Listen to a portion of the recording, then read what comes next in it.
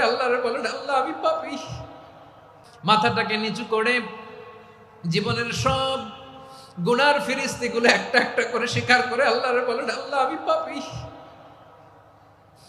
আল্লাহ আমার চেয়ে বড় পাপী এই দুনিয়াতে কেউ নাই।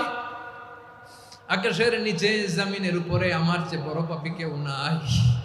একটা একটা করে আল্লাহ স্বীকার করি আমি পাপী। সব পাপের স্বীকৃতি দিলাম।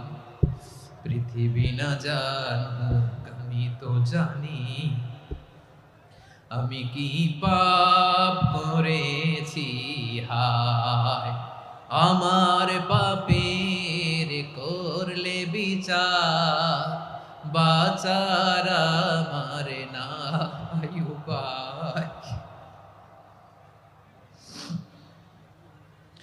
দয়াময় তুমি মাফ করো